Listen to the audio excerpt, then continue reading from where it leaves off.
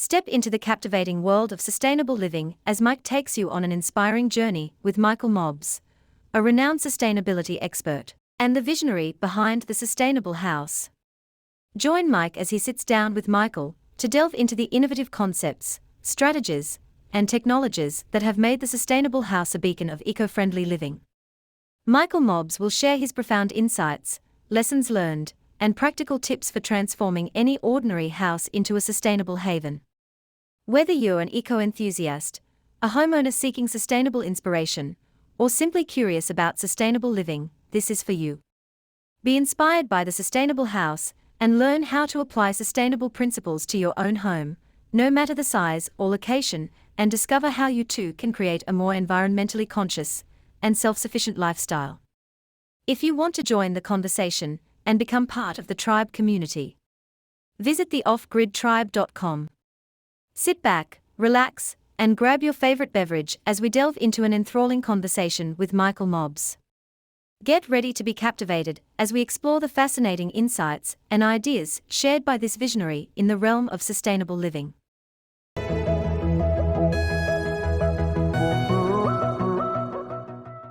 Creating recipes for a successful off-grid lifestyle, and pretty confident you've got some things you could share over the years of your experiences with trying to create that perfect recipe going off-grid. So, mate, look, we'll start off the interview today with what does living off-grid in the city mean to you? When I tried to do it in 1996, it meant getting all my energy and water from the sky, from the sun, from the rain, and keeping all my sewage and stormwater on site, returning it to the way it was before it was developed. To answer your question today, 21 years later, I would say growing and eating as much local food and making sure I don't waste any food. So I'm not giving you the finger early in our discussion, but if you graph food waste as a country, the biggest two polluters are China and America. Sorry, did you want a long answer or a short answer? Yeah. So the biggest two polluters when graphed as a country are China and America. But this little finger here, the third country, is, look at these other fingers hiding out of the way. Anyway, the third country is food waste. And so, to me, I'm doing the best work I've ever done, both personally and in my professional waste, by working on food waste. My goal is to end food waste next year in New South Wales, and I can talk about that if you want to. Yeah. So it's one of those things. I know a lot of people, for us, when we, our main thing, solar is what we do, and to me, the most important thing you can do to reduce your carbon footprint is buy local food. It's the most energy intense thing, and I remember watching you at a talk one night, given those stats of it is the most energy intense thing that we do is we eat. So yeah. I'll put it in perspective. When I disconnected my house in 1996 with 2 adults and 2 children, we saved town water because we were no longer connected to town water or to town sewer. And that saved about 150,000 litres. If it was a typical house, it would save about 300,000 litres. But if I have an ordinary meal, say a breakfast of a small punnet of yogurt,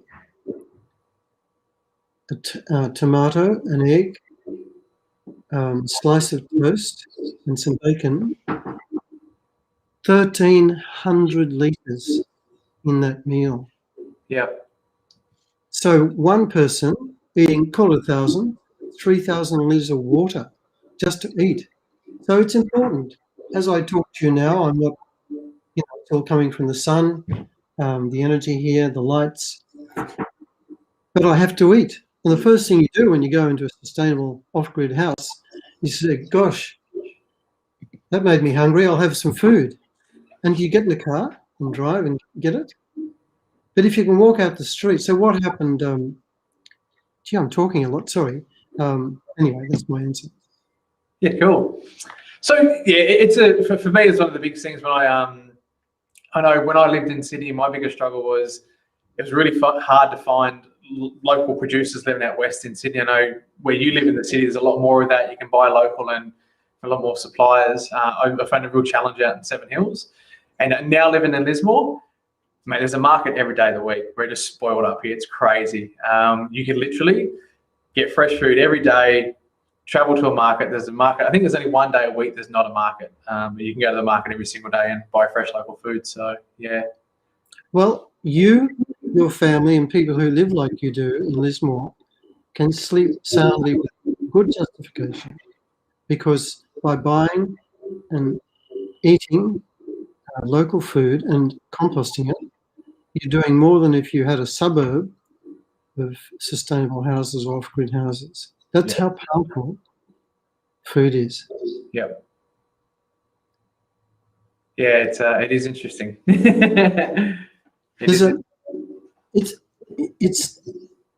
I only get one market a week. It's about a 10-minute walk. It's called Carriage Works. Yep. It's about, anyway, it's up the hill.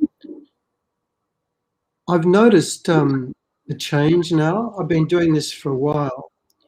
When I go into a chain store, very well named chain stores, they chain us, walk down those aisles, there's no smiles to be had.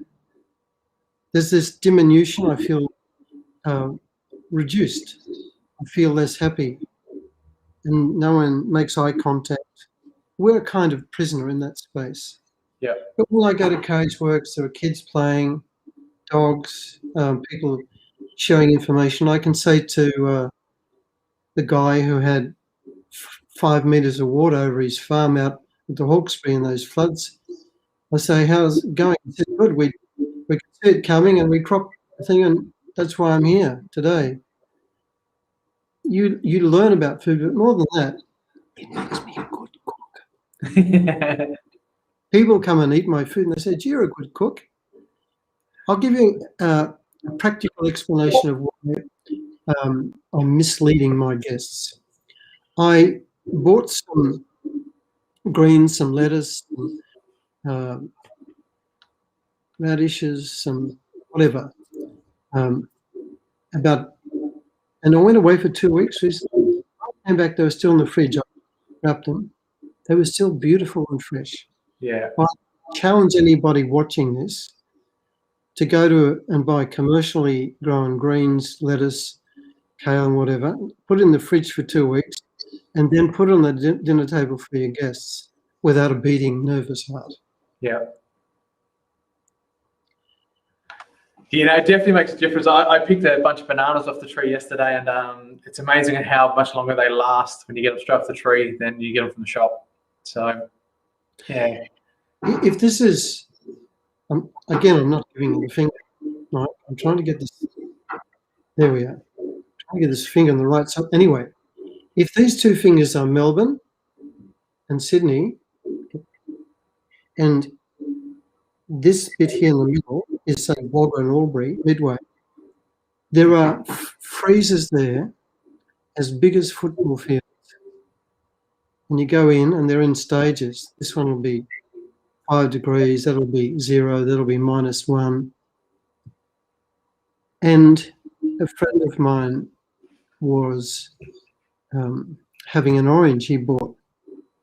And I asked him to compare the orange I came home from the markets with. And he'd bought his at a chain store. He couldn't believe the difference in taste. Yeah. It tastes as though it's been frozen and rehydrated, warmed up for sale. Yeah. It's not just the taste. There's a drop in minerals. Okay, I take vitamin C and lots of stuff. But because the soil is so degraded, the food has lower mineral content, iron. What are our bones made of, Mike? Calcium? Yeah, calcium, zinc. That's why I look tall, dark, and handsome. To borrow your mirror, mate.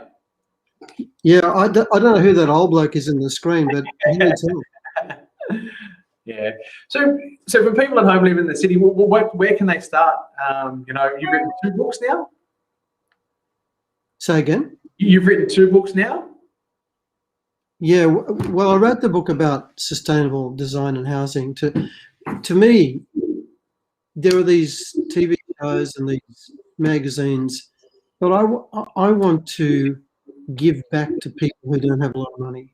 Yeah. And what they spend matters to them. So I wrote this book to empower ordinary people to copy it. I wasn't sort of holding it to my chest or anything. I was saying, these are the shower heads, these are the things. And importantly, it's got my big mistakes. And I'd like to talk about some of those if that's okay. But then I learned about food and I thought, gosh, slow learner, well, it never ends. So then I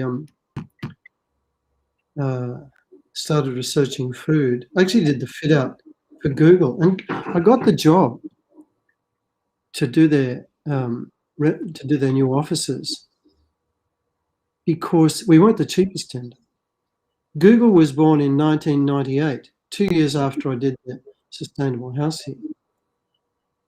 And their 53rd employee was a chef who was passionate about fresh local food. So I started doing another, wow.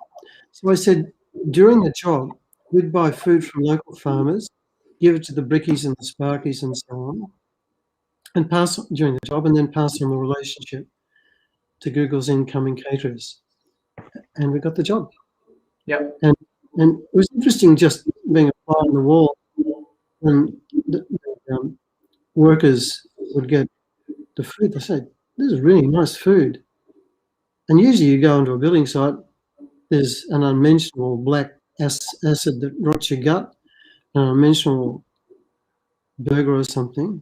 And a lot of them look as though they're eating rubbish. You eat rubbish, you know, it doesn't turn out well. So I wrote a book about food. And importantly, gee, I'm talking a lot. I'm going to be quiet for a little while, and you can talk to people. I'm tired of my own voice. I'll be back in about 5 or 10 minutes. Cool.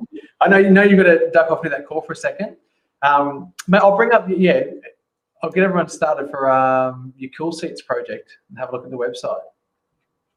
Cool. So Michael's just going to duck off and do a quick call at the moment. We're going to have a look at his Cool Seats project that he's been working on. He's going to tell us all about it. Just going to bring it up here.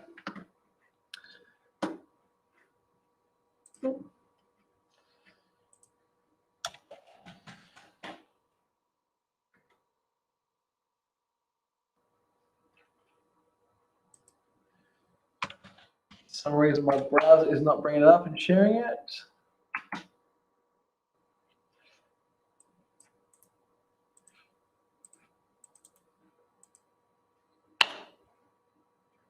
Here we go, Cool Seats.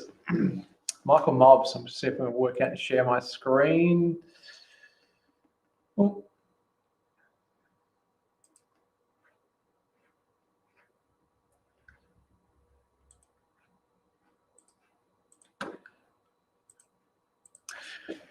Cool. So Michael's going to jump back on in a minute, guys, and he's going to tell us all about this new project with Cool Seats. And I suppose the work I've done with Michael over the years, and when I first took my house off grid, I went and had a chat with Michael, and he gave me some tips and advice on what I can do to make my place better. It's one of the things for me that, coming from an energy point of view, I've done lots of work on energy efficiency, and hadn't really given that much attention to water. So for you guys that don't know, that I took my house off grid in Sydney, I think it was back in 2012/13. We're completely self-sufficient for energy. For about 9 months of the year, we're self-sufficient for water. And at the we grew most of our own food. I could actually feed a family of four adults. We ate about 4 days a week out of the backyard, which is pretty cool. So for me, when I left Sydney, it was actually the hardest thing to walk away, was all that time, energy, and effort put into to run that sort of stuff. So I learned a lot of Michael of basic composting and water. So this is Michael's Cool Seats project, which honestly I don't know much about at all. He was going to jump on and tell us about it, but he's just got a quick call to deal with at the moment. So I know years ago Michael was working on a project with a a self-watering garden bed, had a little bit of solar power, caught water and things like that. And then this is a new project where there's cool seats and there's a lot of work around the cities. There's compost benches. Cool. So, cool city compost benches. They look pretty cool, if you ask me. Yeah, so composting is one of those things that I know from an energy point of view, and a lot of people look at wood as a renewable energy source, and it's actually more environmentally friendly and more beneficial to the environment to actually burn wood than let it sit there and rot on the ground. The methane that it creates, that's why it's so important with our food waste. I don't know if Michael can tell us much about in Sydney, in Carlingford, I think it is, there is a in Carlingford, there is a energy plan out there, and what they actually do, I did an energy audit years ago at a fruit store, and they were really concerned. They're over the northern rivers in Sydney, northern beaches in Sydney, and they were really concerned with all their food waste and what happened to it, where it went, that sort of stuff. And we did a bit of a follow of where their food scraps went. Actually went out to Carlingford, which actually, instead of basically going on the ground and what did create methane, but they actually recaptured that methane, and it actually, it's not just that fruit store, but the facility out in Western Sydney, out there in Carlingford, I think back in the day, and this was, it'd have to be 10 years ago now, they were powering 3,000 Sydney homes from food scraps, and they would collect, so Viola in Sydney was collecting all this waste, and they were powering about 3,000 homes. So it was really good to follow when I was doing the energy audit on the business to see where all the food waste went to, and it went out to this place out in Carlingford, which, yeah, they recaptured that methane gas and actually powered 3,000 Sydney homes. So some really cool projects now with the energy I've been looking at and working on. But it's one of those things that returning, the biggest problem I see with our food at the moment is a lot of our food's grown, you know, thousands of kilometres away from us. The food comes back into the cities, and that excess that should go back out to the farms, we put back into the farmlands to rejuvenate the soil, it just doesn't make it back there. So it's something that the more we can buy food locally and that compost can get returned, and we can close the loop of getting things back. So yeah, so Michael will tell us more about these Cool Seats projects, and we'll just see if Michael's finished his call and it's good to go. Just give us a thumbs up, mate, whenever you're ready. You're muted there.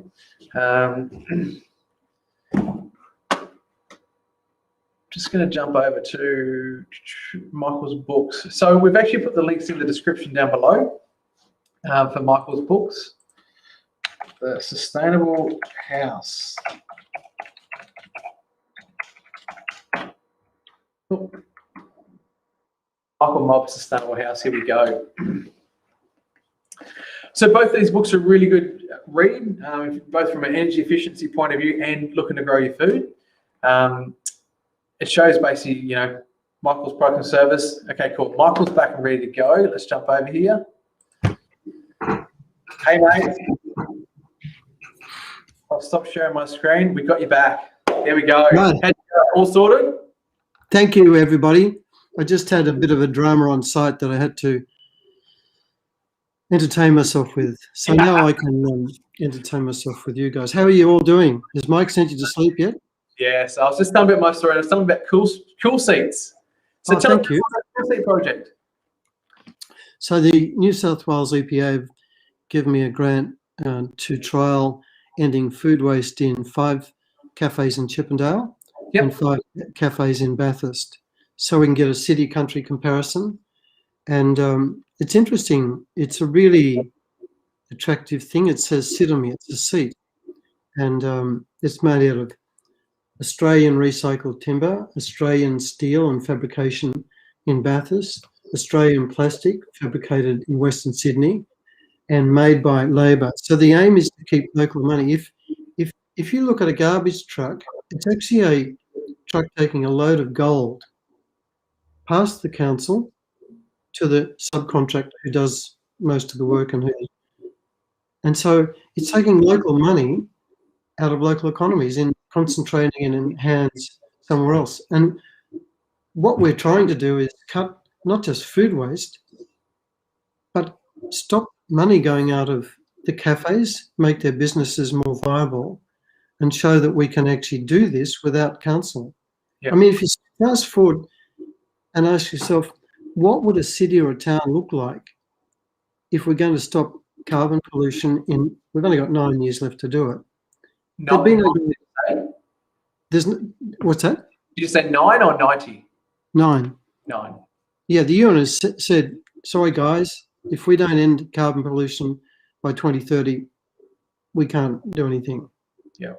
To stop climate collapse. And when I talk about climate, I think the first thing that's going to go, they're already going, are the seasons. If we have no seasons, we can't grow food. But anyway, back to how I see it, there'd be no garbage trucks. We could sleep in. You know, there wouldn't be the noise of a sort of quasi-war in our streets. But those people, I want to create local jobs, not just keep local money there, but give local jobs to people to compost. Yeah. And what the seat is intended to do is to get bald-headed old grumpy blokes out of the back garden into the mainstream, so it looks stylish, you know. And you know, so, my friend, he composts. You know, he's always spilling. And so these seats, we're doing 300 kilos a week in our streets in Chippendale. And people sit in the seats. I get this lovely, delicious pleasure where my internal voice says, you don't know you're sitting on rotting food, do you? Because you can't smell it. Yeah. It's stylish. Yeah. It's actually, I was actually down in Sydney about 2 weeks ago visiting family, birthday party, and so I was actually so impressed. It's one thing that Sydney has going for it. Everyone I know, everyone composts or has a worm farm. So it's crazy. So it's good to see. We're up here in the northern rivers in the country. It's so everyone's rural. It's just something everyone's always done. But yeah, I'm really impressed with the amount of people in Sydney that most people I know in Sydney compost or have a worm farm. So yeah, impressive. And the thing about this is, it reframes composting so that it's not different and it looks stylish. You know, who wants to dig around and all that sort of stuff? You just work it in, and yeah. So what do you do with the soil like after you've, what happens to the soil from the, so these are just sitting on the side of the street? Well, because we're also growing about 1,000 fruit trees, herbs and plants in the footpaths here, chilies, pawpaw, fruit trees, rosemary, nasturtium. The soil is pretty bad in the verges. Yeah. And it's taking us, it'll eat up all the compost we put there. So we put it there, but also people come and pick it up and they put it in their balcony pot plants. It's basically a free resource. And for the cafes, they can grow food there that they sell. So nasturtium makes lovely salads. Pansies make lovely flowers to go on salads. And in the case of cafes, they get 2 extra seats out the front of the cafe. So the compost goes on either bare soil or grass. The ones on the Cool Seat website are done on the grass in a big precinct at Tremaine's Mill in Bathurst, or it can go on the pavement. And because it's got a base there, so it won't damage the pavement. And that's typical for a lot of city or town places. The cafe gets 2 seats, which is more money in the door for them as well. And they can just go out and pick some flowers and things like that. But they'd be heated this time of year as well, wouldn't they? Yeah, because it's surrounded by soil. The worms can come and go, and the soil insulates. It's we're actually composting food in 4 to 6 weeks, really fast. That's great. Yeah. Nice healthy worms. It's a bit slow, Mike, with councils that don't have a really good footpath gardening policy. Yeah. What's happened is we've built our cities, and what we've done, aside from putting all this hard pavement there, we've made it so that the soil in the road verge is just regarded by the engineers as a wasteland. So it's often downtrodden, it's unattractive. And so what happens is the trees don't grow to their full height. It's really hard to get plants growing. So I want to show you, can you zoom up on this bloke on the pneumatic drill here? Well, it's Yeah, so this is about 2008, and we worked with the council to revive all our road gardens. This bloke was one of the council workers working with us to plant trees. We couldn't get a pick into it, so he went back to the work shed, brought back a mobile drill and drilled through this soil which compacted. that's crazy. And if you see places, if you see what it looks like now, it's just, people walk down the streets here, and on a hot day, it's cool. And so the aircon isn't on, or it doesn't have to work as hard. Yep. I mean, look at this, Mike.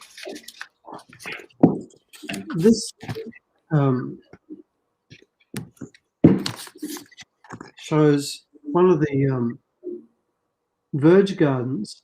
Under it, once we got the soil out, the council had planted the plants on top of 1930s reinforced concrete. I mean, in the road, plants and trees and humans are a second thought, and engineers don't count. Yeah. So again, the council went out and broke up the concrete so we could put our pawpaw trees and fruit trees in and reconnect with the soil and water below. So what we're doing is we're cooling the suburb, and this image here shows the way we make our cities unlivable, not just for us, but for birds and insects. In the background, this is a subdivision, I think, somewhere near Kingscliff. There's a farm and forest, and then the farm becomes a new subdivision. And then what happens is we put all these black roads and things on them, and we heat the suburb up so that it's 8 to 10 degrees hotter than it was before we cut the trees down. About 20 to 34% of our cities and towns have black roads, black roofs, and so on. So they've got this big island of unseen heat. And this is a long answer to your question, what do we do with the compost? It'll be over soon before your next birthday, so hang in. And what happens is that compost regrows the soil, revitalizes it, makes the trees and the plants grow. So it's a way of reviving our city environment. People walk down the street here. So I'm talking to you 2021. So that we did that in 2008. So, you know, it's a completely different street.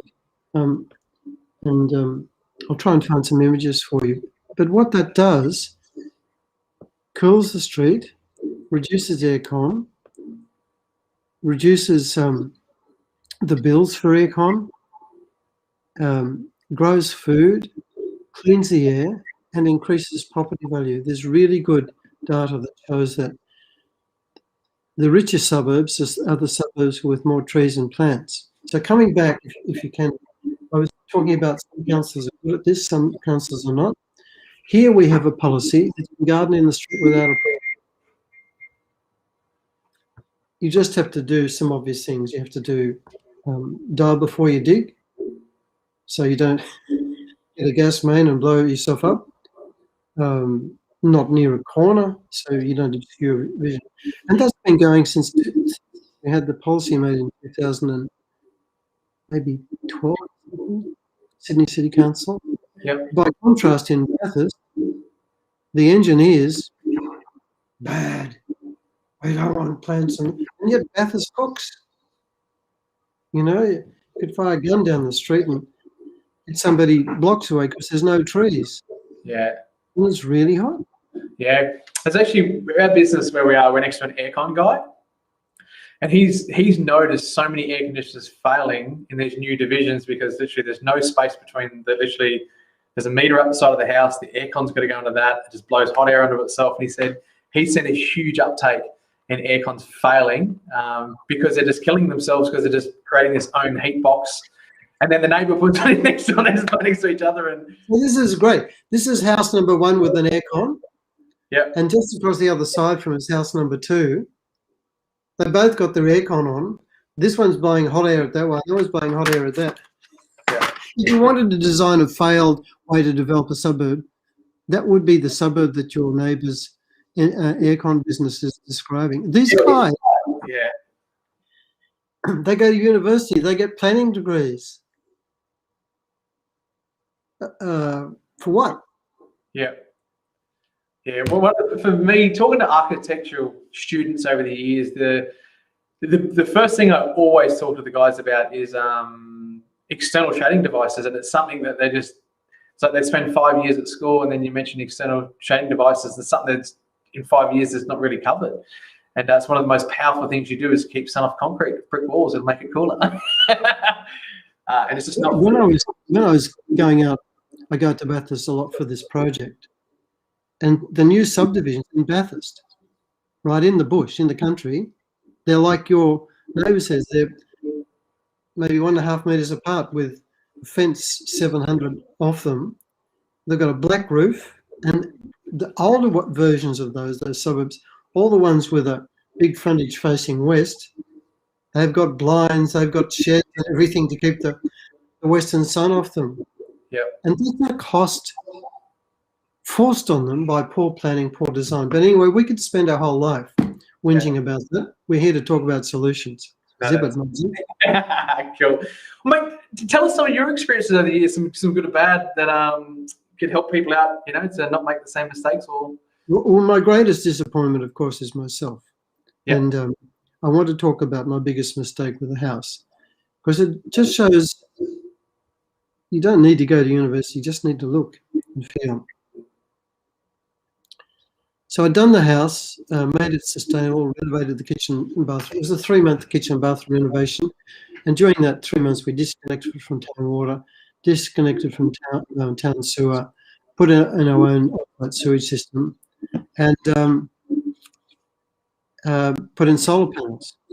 By the way, in 1996, my solar panels cost me, it still hurts, $26,000. Not even batteries, right? The same panels cost $1,500. So that's a good story. But anyway, back to my big mistake. So I was afraid of being bullied by, the water and energy companies. And that's happened. But anyway, on the day they launched, the Premier launched it and issued me a fine because the frogs in the backyard were making too much noise. He was just joking. He wasn't serious. He served me with a noise control notice as part of the launch. But anyway, somebody said, did you put a grate under the fridge during the launch? And I looked at them. I said, no. Anyway, the fridge in my house uses most energy. It's on 24/7 in most houses. If you and I were talking the Arctic,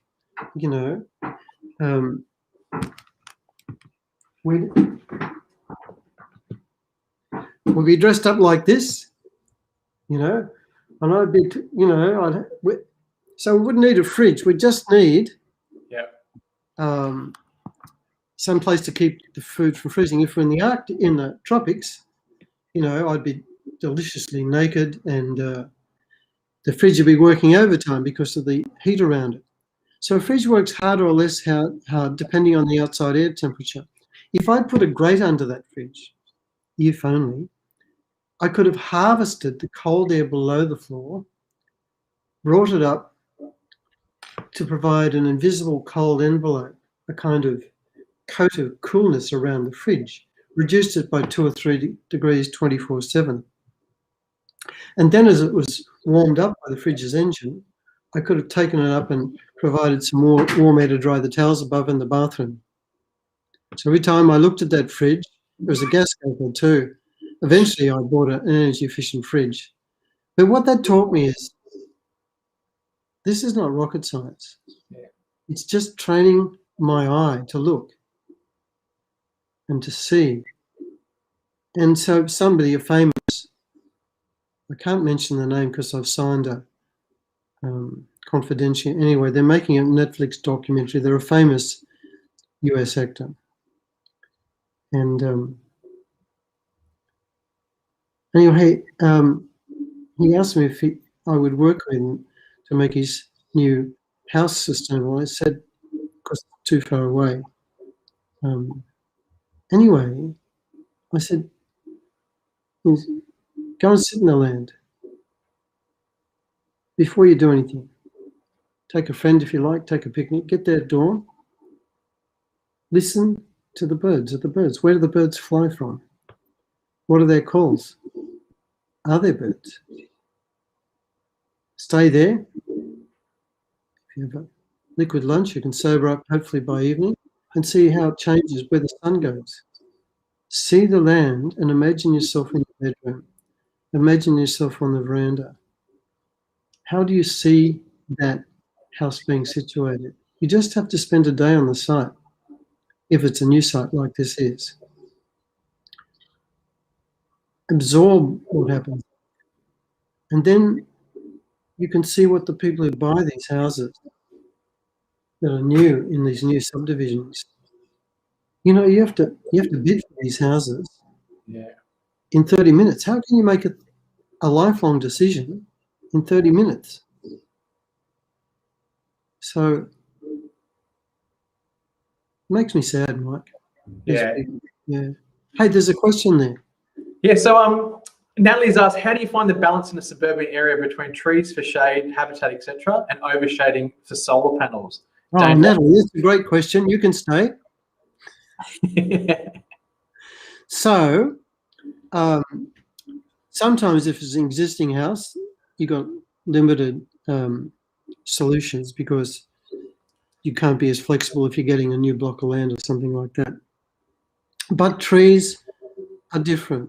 There are trees that lose their leaves in winter, and you can have them so that in summer they'll get lots of leaves back and shade your western wall if you're in this part of the planet.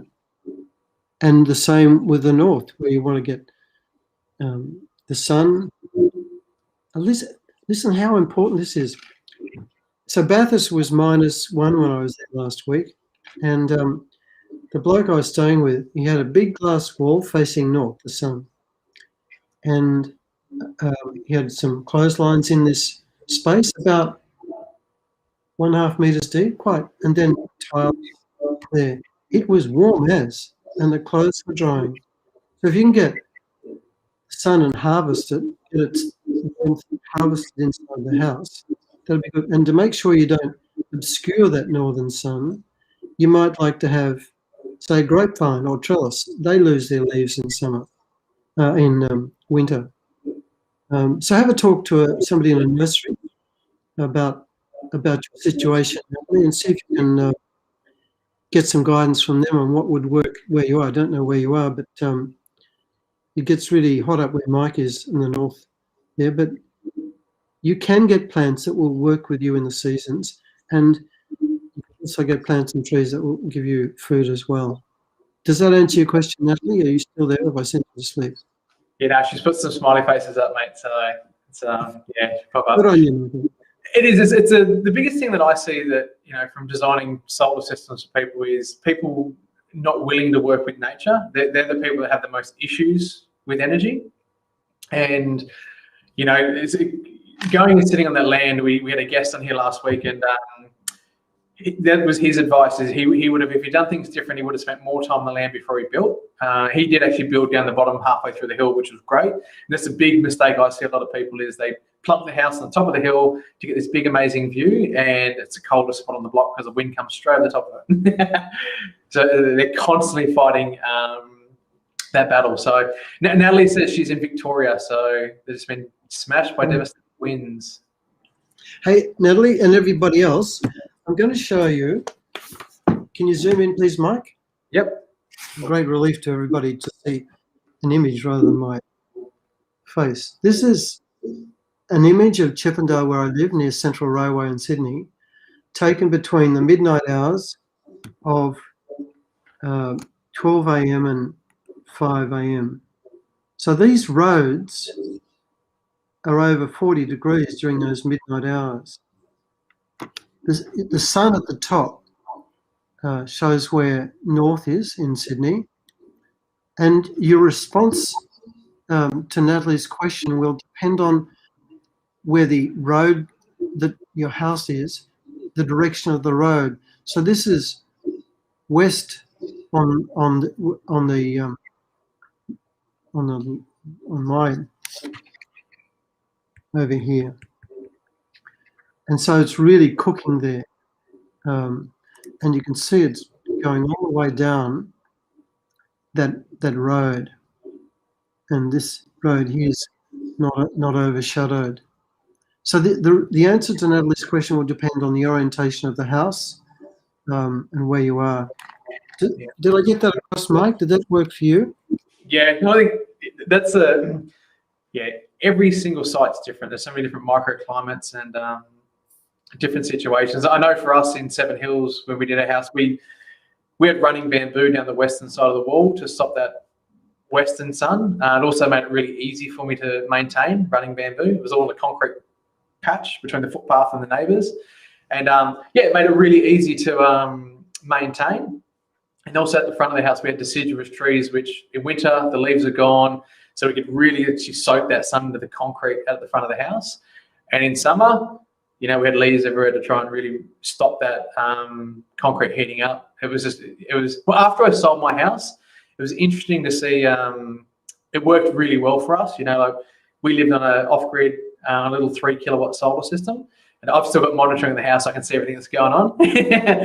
And they hammer the air conditioning in summer. They've cut all the passion fruits off in the front of the house. They've chopped the running bamboo head down the front.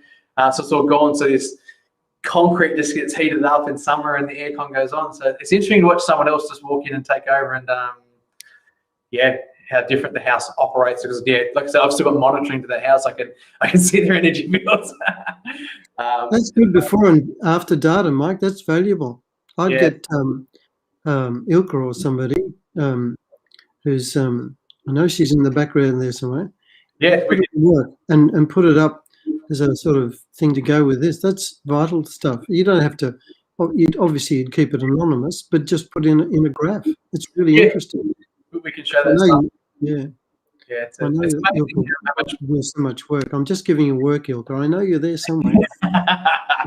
She loves it. So cool. So, mate, for people at home, living in the city, a lot of people watching this and live in the city. What's some of the some tips that people can go out and start straight away? And Okay. What a great question. Thank you. I'm glad you asked that. That's what I wanted to be the main point. You don't have to be special. You just have to be who you are. You don't have to do it all at once. You don't have to do anything other than start to buy food differently. Just by going to farmers markets, they'll teach you, the farmers. You'll learn more than walking down this anonymous aisle in a checkout thing. Please give yourself permission to say, I'm okay, I can do this. Look, there's no such thing as waste. Nature doesn't waste, just a failure of imagination. And you can grow your imagination by going to farmers markets, growing food. And there's a really good book in which I have no financial interest called Eat It All, I think it is. It's published by Corner Smith. And so I'm now learning. I make all my own vegetable stock. When I'm heroically cutting off the ends of the carrot, in it goes to my container for me to make some vegetable stock. So just by doing something each day, by buying local food and by cooking it and making sure there's no food waste, you can save more energy and water and money and live healthier just by that small step of connecting yourself with good food.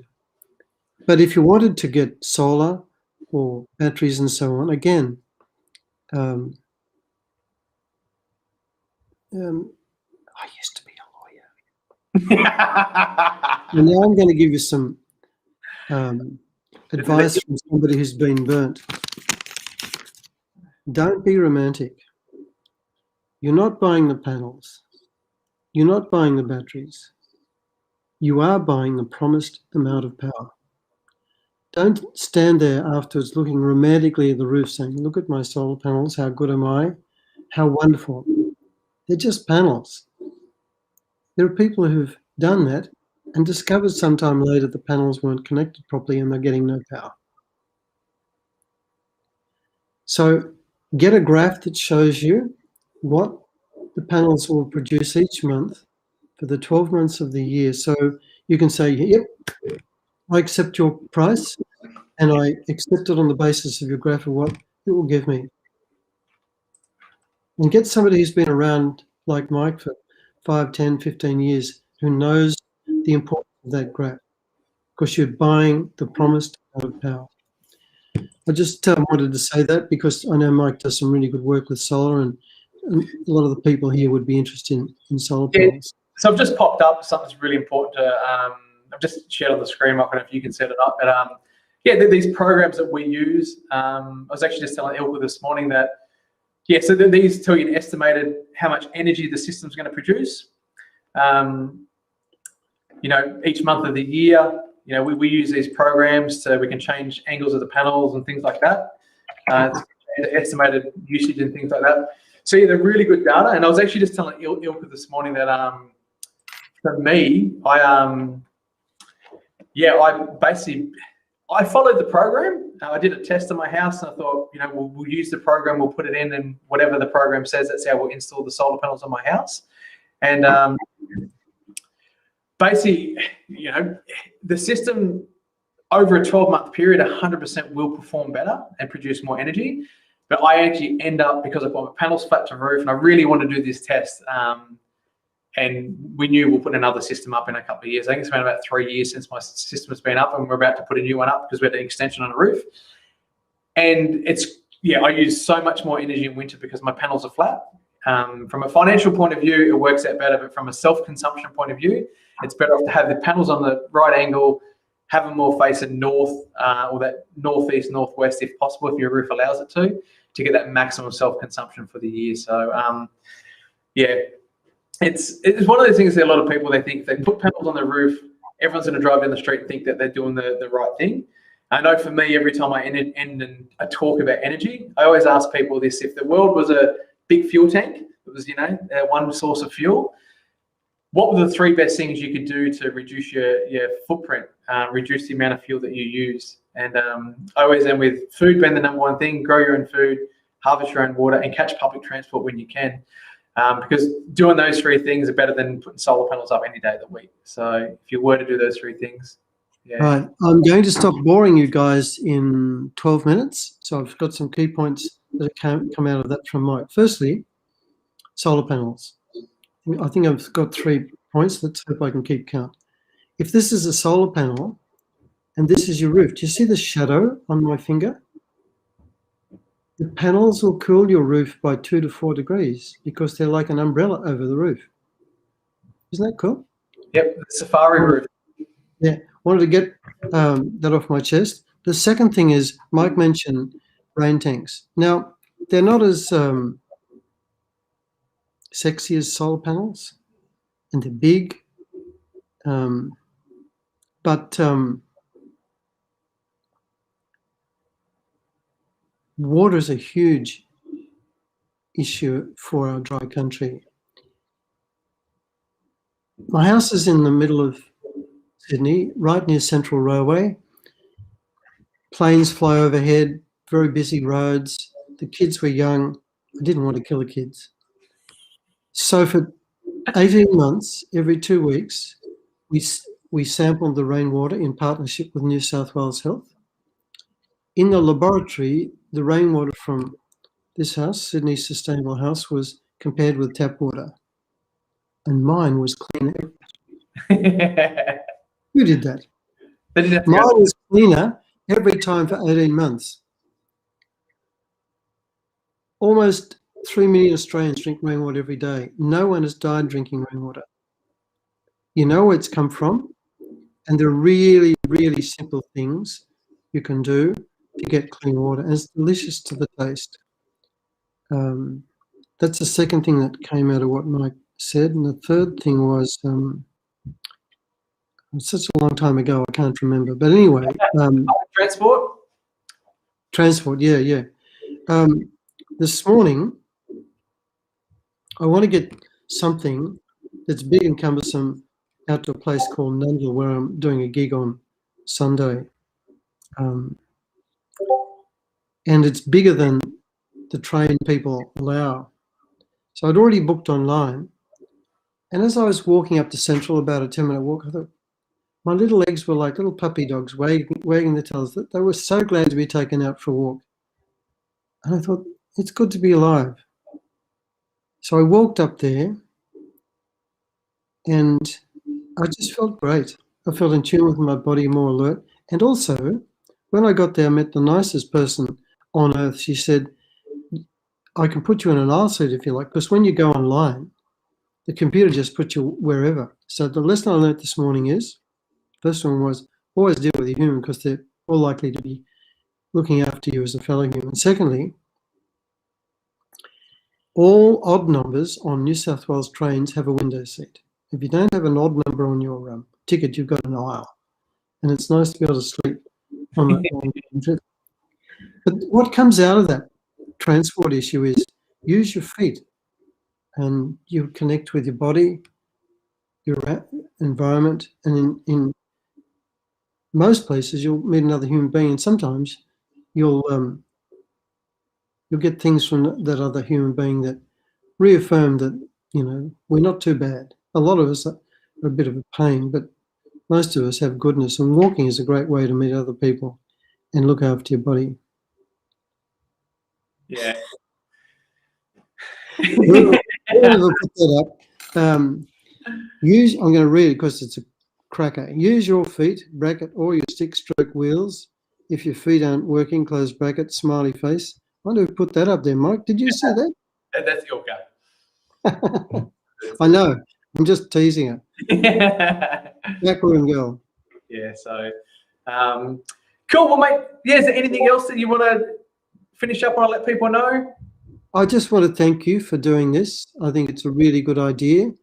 You and have been a real pleasure to deal with, easy to get on with, and I wish you and your channel all that very good time. And I can see there's 8 minutes left, but let's not just fill up the space because it's there. Let's just sign off. I think we both said all we're going to say, and you can play some nice music. What about David Bowie live in London, live in Germany? We can be heroes. Oh, we went together. I just go on last week. We should have. So I got some stuff to learn. We'll get around to that. But mate, I want to say thank you. You've been a really inspiration to me over the years and helped me out with. I'm in the midst of my second off-grid house at the moment. I think in my lifetime, I'm going to do 3. I've still got my goal. I want to build what I want to end up doing in life. I want to build a caravan park, if we'll call it that. And I want to have a row of hemp houses, a row of straw bale houses, a row of magnesium oxide, all these different homes built in the caravan park, so people can come holiday and experience all these natural things. So, oh, what a wonderful dream! I just want to finish on 2 points. One relating to that. My friend has an earth house in Bathurst. It's so warm. Yeah. The second point is this.